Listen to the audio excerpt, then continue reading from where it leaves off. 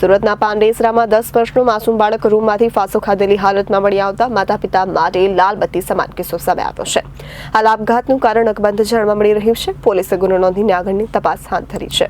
આપઘાતનું પગલું ભરનાર યશ ગુપ્તા આશાપુરી પાંડેસરાનો રહેવાસી છે। 10 વર્ષનો યશ ધોરણ 4માં અભ્યાસ કરતો હતો।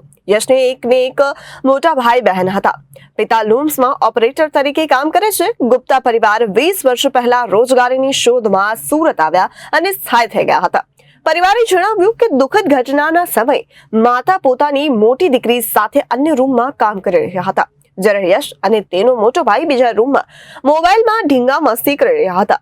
મોટા ભાઈ રૂમની બહાર ગયા બાદ માસૂમ યશે રૂમનો દરવાજો અંદરથી બંધ કરી દીધો।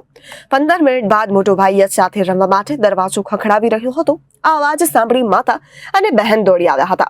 રૂમના દરવાજાના નાનકડા હોલમાંથી માતાએ રૂમમાં નજર કરતા યશના પગ લટકતા હોય એવું દેખાયું હતું, જેને લઈને બૂમાબૂમ કરી પાડોશીઓની મદદથી દરવાજો તોડતા યશ હુક સાથે લટકી દોરી વડે ફાંસો ખાધેલી હાલતમાં મળી આવ્યો હતો।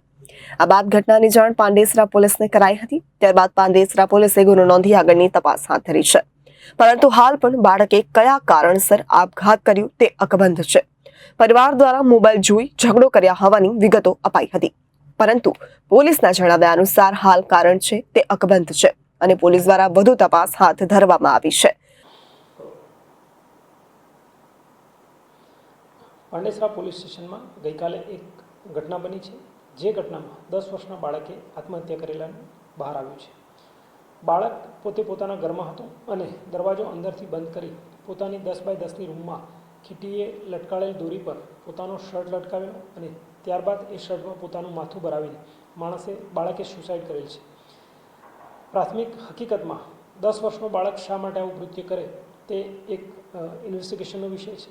શરૂઆતમાં તેના પિતાશ્રી ગઈકાલે જણાવેલ કે બંને બાળકો વચ્ચે મોબાઈલ ગેમ રમવાના બાબતે ઝઘડો થયેલાનું છે, પરંતુ પોલીસ ઇન્વેસ્ટિગેશનમાં તે વસ્તુ ક્યાંય ફલિત થતી નથી, કારણ કે તેની મમ્મી પાસે જે મોબાઈલ છે તેમાં કોઈ ગેમ ડાઉનલોડ નથી થઈ કે કોઈ ઇન્ટરનેટની સુવિધા નથી, પરંતુ બાળકને કોઈની સાથે કોઈ પ્રકારે ઝઘડો થયો હોય અથવા ઇન્સ્ટન્ટ કોઈ ખોટું લાગી આવતા બાળકે આ પગલું ભરેલાનું જણાય છે, પરંતુ તેનું ઇન્વેસ્ટિગેશન ચાલુ છે। ફેમિલીના સભ્યો અત્યારે શોકમાં ડૂબેલ છે, જેથી વધુ પૂછપરછ થઈ શકેલ નથી અને વધારે ઇન્વેસ્ટિગેશન ચાલુ છે। Reporter Hitesh Prajapati, Janadesh news, Surat.